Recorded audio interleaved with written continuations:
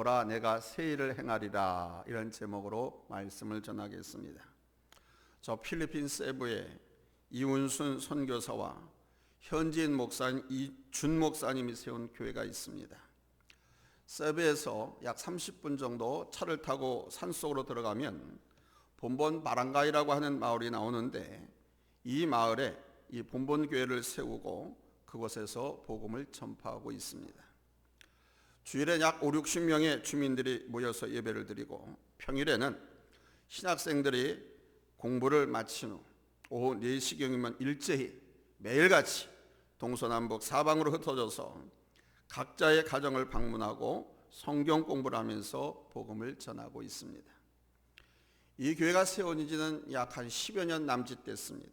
그런데 교회라고는 정말 보잘것없는 시설입니다. 나무 기둥만 세우고 그냥 얼키설키 나뭇가지와 나뭇잎으로 가렸고, 숙소는 정말 초라할 정도로 아주 겨우 잠만 잘 수 있는 그런 수준이었습니다. 그러나 그러한 곳임에도 불구하고 우리 이 선교사님과 현지 목회자 그리고 신학생들의 헌신을 통해서 그것에서 놀라운 일이 일어나고 있습니다. 그것에 교회와 신학교를 세운 이 선교사님은 우리 한국의 어느 교회에서 청빙을 받아 부임하기로 되어 있었는데, 갑자기 교회 사정으로 갈 수 없는 상황이 벌어져서 그냥 중간에 붕 뜨고 말았습니다. 어려운 시간을 보내던 중 하나님께서 선교에 대한 비전을 주셔서 그 누구의 아무 지원도 받지 않고 자비량으로 교회와 신학교를 세우고 지금 엄청난 일을 일궈나가고 있습니다. 오래전 그곳 현장을 다녀오면서 하나님의 사랑을 받고 하나님께 잡혀 살아가는 사람은 하나님의 역사를 체험하고 하나님의 일을 이룬다라고 하는 사실을 깨달았습니다. 아무리 감당할 수 없는 상황이라 할지라도, 아무리 절망 가운데 서게 된다 할지라도, 하나님께서 택한 백성, 하나님을 사랑하는 사람, 하나님을 경외하는 사람은 하나님의 인도하심을 받고 하나님께서 새로운 일을 반드시 행하시는 역사를 체험하게 된다는 사실입니다. 오늘 본문은 바로 우리 하나님의 비전에 대한 확신을 주시는 말씀입니다. 첫 번째 대지입니다. 우리 하나님은 변함이 없으신 분이 있습니다. 이스라엘 민족이 바벨론에 포로되었을 때 처음에는 이스라엘 백성들은 포로 중이었지만 하나님께 대한 희망을 가졌습니다. 우리는 하나님의 선민이기 때문에 하나님께서 이 어려운 상황에서 건져내 주실 것이다. 하나님께서 잠시 우리에게 환난을 주신 것이다.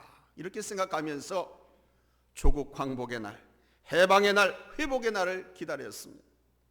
그러나 많은 세월이 지나도 회복의 기미는 보이지 않고 점점 더 어려워지는 현실을 보면서 서서히 자기들의 포로된 현실, 그리고 자신의 처지를 인정하면서 한탄하고 원망하기 시작했습니다.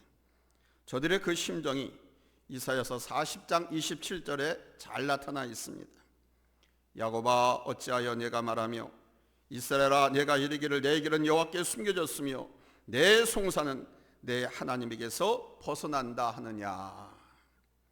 이것이 바로 이스라엘 민족이 오랜 바벨론 포로 시간 속에서 갖기 시작한 심정이었습니다. 이러한 이스라엘 민족에게 하나님께서 이사야 선지자를 통해서 희망의 메시지를 주기 시작하셨습니다. 그것이 바로 43장의 말씀입니다. 이미 우리는 앞에서 2시간을 이스라엘 민족에게 하시는 하나님의 말씀을 보았습니다. 너는 내 것이다. 너는 보배롭고 존귀한 존재다. 때문에 너는 두려워 말라. 내가 너를 구원하겠고 내가 너희를 지킬 것이니라. 그리고 이어서 하나님께서 한 가지 더 저들에게 희망의 말씀을 주십니다. 그것이 바로 오늘 우리가 함께 본 19절 말씀입니다. 보라 내가 새 일을 행하리니 이제 나타낼 것이라. 여기서 우리는 하나님의 사랑을 다시 한번 확인할 수 있습니다. 하나님은요, 당신이 하신 말씀과 약속을 결코 잊어버리지 않는 분이십니다. 하나님께서는 아브라함에게 하신 약속을 지키셨습니다. 갈대아 우르에서 그를 불러내신 하나님, 가나안 땅으로 이끄신 후 하늘의 별같이 바다의 모래같이 많은 후손을 주어서 아브라함을 열국의 아버지가 되게 하겠다는 말씀 하나님께서는 지키셨습니다. 처음에는 이 약속이 희미해 보였습니다. 비록 아브라함의 8명의 아들이 있었지만은 약속의 자손은 오직 하나, 이삭이었습니다. 그 이삭으로 인해서 에서와 야곱을 통한 가족 공동체를 이룬 그 집안은 아주 미약하고 평범한 하나의 가족 공동체였습니다. 그러나 하나님의 약속은 점차 눈에 두드러지게 나타나기 시작했습니다. 야곱을 통한 12아들과 이 아들이 장가가서 형성한 12지파, 마침내 이스라엘을 한 민족과 국가를 이루게 하였고 믿음의 중심이 되게 하셨습니다. 사랑하는 여러분, 오늘 우리는 이것을 볼 수 있어야 합니다. 이것을 보자고 오늘 말씀을 여러분들에게 드리는 겁니다. 우리는 하나님의 속성에 대해서 잘 알고 있습니다. 하나님은 변하지 않는 분이 있습니다. 하나님은 영원하신 분이 있습니다. 그리고 이 하나님이 이 세상의 주관자에 있습니다. 전지전능하시고 무소부지하시며 변함이 없으신 분이 있습니다. 그런데 우리 인간은 이 하나님의 속성을 결코 가질 수가 없습니다. 그래서 인간은 유한하고 무지하고 어리석습니다. 그리고 변덕도 심합니다. 그러나 우리 하나님은 결코 변함이 없으십니다. 그래서 야고보 사도는 이 하나님에 대해서 이렇게 말씀합니다. 야고보서 1장 17절입니다. 온갖 좋은 은사와 온전한 선물이 다 위로부터 빛들의 아버지께로부터 내려오나니 그는 변함도 없으시고 휘전하는 그림자도 없으시니라. 문제는 우리입니다. 내가 변한 겁니다. 물론 환경이 변하고 세상도 변합니다. 그러나 그 이전에 내가 변했습니다. 내 마음이 변하고 내 사랑이 변했고 내 모든 것이 변했기에 다른 사람들도 변한 것 같고 목사님도 변한 것 같고 하나님께서도 변한 것 같다고 말합니다. 그러나 잊지 마십시오. 하나님께서는 결코 변하지 않으십니다. 하나님은 결코 변함이 없으신 분이시기에 당신의 택한 백성들에게, 특별히 하나님을 경외하며 사랑하는 백성들에게 새 일을 계획하고 새 일을 행하십니다. 지금 상황이 아무리 어렵고 힘들다 하더라도 하나님은 우리를 포기하지 않으셨고 버리지 않으셨습니다. 순간은 잠시일 수 있습니다. 그리고 그 잠시가 아주 고통스러울 수 있습니다. 그러나 우리 하나님의 손은 절대로 우리를 놓지 않고 계십니다. 그리고 새 일을 행하십니다. 오늘 하나님께서 19절에서 말씀하십니다. 보라, 내가 새 일을 행하리니 이제 나타낼 것이라. 여기서 새 일이란 전혀 새로운 일을 말합니다.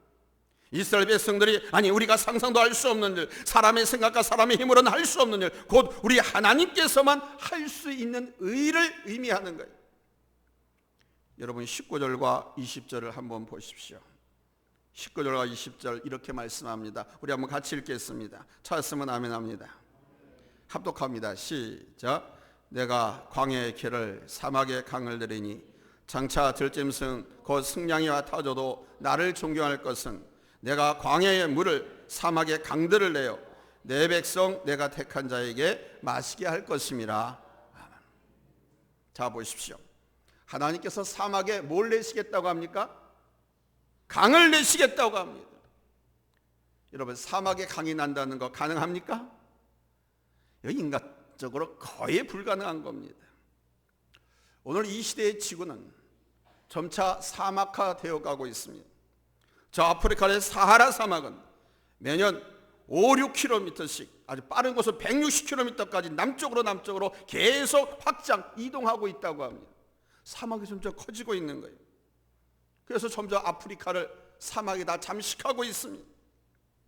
유엔의 보고에 의하면 지구상의 사막은 매년 600만 헥타르씩 증가하고 있고 지난 50년 동안 우리 한국 면적의 6배만큼 사막이 늘었다고 합니다. 이대로 가면 이 지구의 3분의 1이 사막으로 변할 위기에 처해 있는 것입니다. 이러한 환경입니다.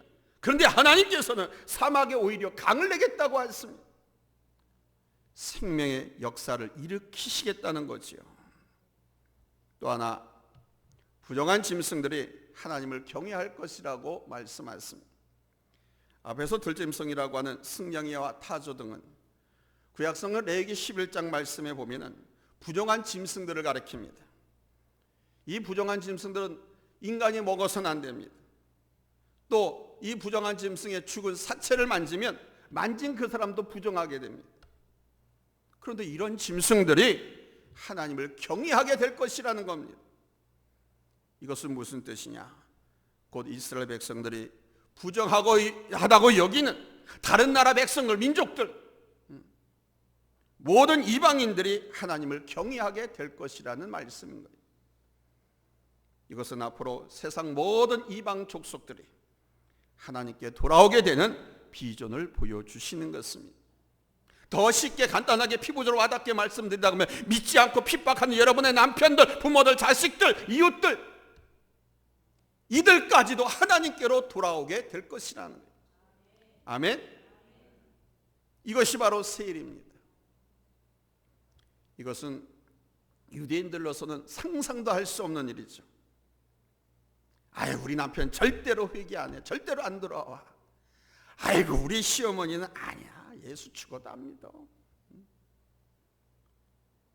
상상도 할 수 없는.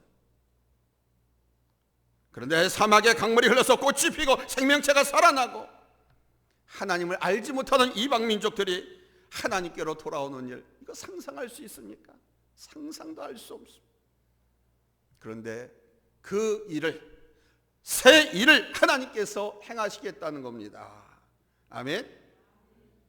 이것은 바로 하나님을 경외하는 오늘 우리를 통해서 하나님께서 하실 일입니다. 우리가 상상도 하지 못하는 일을, 우리가 포기하고 있는 그 일을 하나님께서 하시겠다는 겁니다. 문제는 우리의 믿음입니다. 신앙생활하는 오늘 우리에게 무엇보다도 먼저 필요한 것은 바로 믿음입니다.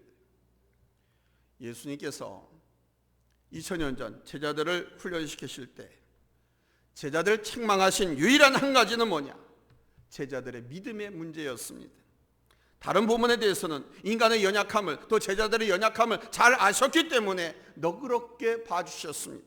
그러나 주님께서 하시는 일에 대해서, 하나님께서 하실 일에 대한 믿음에 있어서는 저들이 의심하거나 믿지 못할 때는 아주 엄격하게 책망하셨습니다. 믿음이 적은 자여 왜 의심하느냐? 할 수 있거든요. 무슨 말이냐? 믿는 자에게는 능치 못함이 없느니라.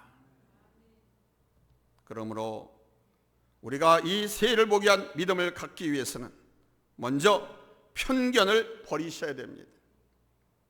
하나님께서 말씀하십니다. 18절에 너희는 이전 일을 기억하지 말며 옛날 일을 생각하지 말라. 이전 일, 옛날 일, 이미 지나간 일입니다. 과거의 일을 말합니다. 어제까지 내가 이룬 업적이라든가 어제까지 내가 당하고 아프고 슬프고 실패한 일들, 지나간 일들입니다. 이스라엘 민족에게 있어서 지금 대부분의 이전 일과 옛날 일은 다 그냥 부정적인 것들입니다. 실패하고 죄짓고 넘어지고 망하고 환난 가운데 들어가고, 대부분이 하나님을 믿는다고 섬긴다고 하나님의 택한 선민이라고 생각하는 그들이 이전 일을 보면 다 실패한 일들입니다. 저들은 전쟁에서 패했습니다. 그리고 지금은 포로로 잡혀와 있습니다. 바벨론이라고 하는 나라에 포로 잡혀온 저들의 생활은 말로 할 수 없을 정도로 비참했습니다. 우리 일제 36년 유도 아닙니다. 70년 이에 저들은 한탄과 원망의 마음이 가득 찼습니다. 그러한 저들에게 하나님께서 말씀하시는 거예요. 이전 일을 기억하지 말며 옛날 일을 생각하지 말라. 우리가 믿음을 가지고 그 믿음이 자라고 그 믿음의 역사를 보는 데 있어서 절대적으로 필요한 것이 바로 이 편견, 고정관념을 버리는 것입니다. 이 편견이나 고정관념은 우리 하나님의 자녀들의 앞길을 가로막는 큰 장애물인 것입니다. 유대인들이 예수를 믿지 못한 이유가 무엇인지 아십니까? 유대인들이 예수님을 진정한 메시아로 받아들이지 못한 이유가 어디에 있었습니까? 나다나엘 아시죠? 많이 배웠고 공부하고 자칭 똑똑하다고 한 사람, 이 나다나엘. 그의 친구 빌립이 이 나다나엘에게 가서 내가 메시아를 만났다. 근데 그 메시아가 나사렛 예수다. 나사렛 사람 예수라고 했을 때 이 똑똑하고 많이 배웠다고 자칭 교만한 이 나다나엘이 뭐? 나사렛 예수? 야, 나사렛 그 촌동네, 야, 그 마을, 그 집안에서 뭐 메시아가 나? 에이, 쓸데없는 소리 하지 마. 반문합니다. 어떻게 그렇게 보잘것없고 한미하고 쓰잘데없는 마을 집안에서 메시아가 나느냐? 그럴 수 없다. 그럽니다. 이것이 유대인들의 일반적인 생각이었습니다.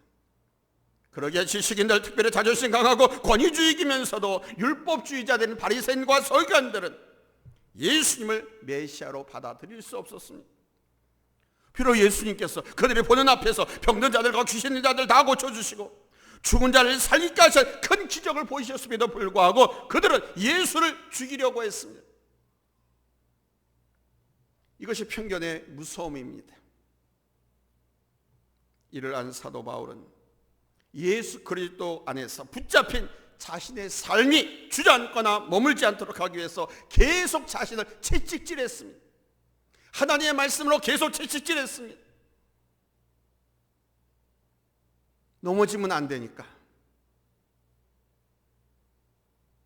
그 방법은 바로 뒤의 것을 잊어버리는 것이었습니다.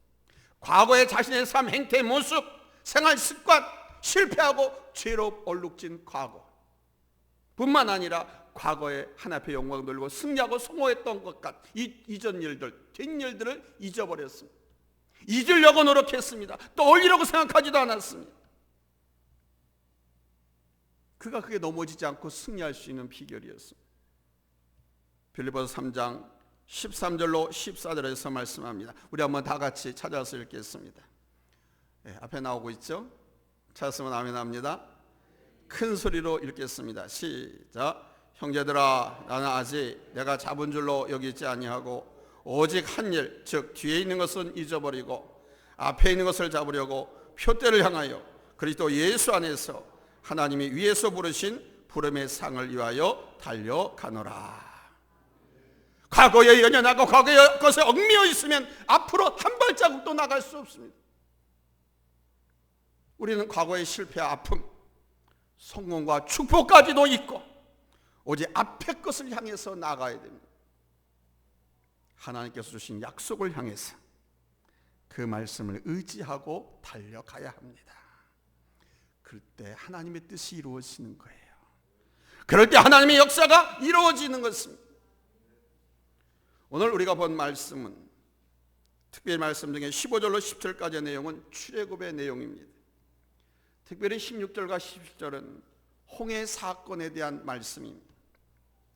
그때 하나님께서 어떻게 하셨는지를 말씀하면서 하나님을 경외하며 의뢰할 것을 촉구하는 겁니다. 여러분, 이스라엘 민족이 출애굽해서 홍해 앞에 왔을 때 모습 기억하십니까? 이스라엘 백성들이 애굽에서 나와서 처음으로 맞부딪힌 장애물은 바로 홍해였습니다.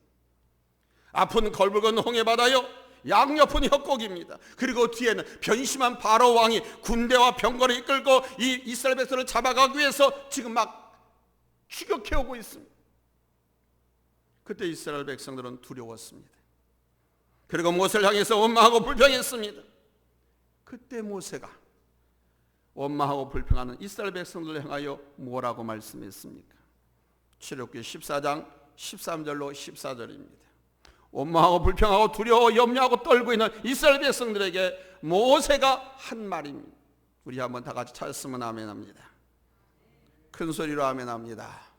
합독합니다. 시작. 너희는 두려워하지 말고 가만히 서서 여호와께서 너희를 위하여 행하시는 구원을 보라.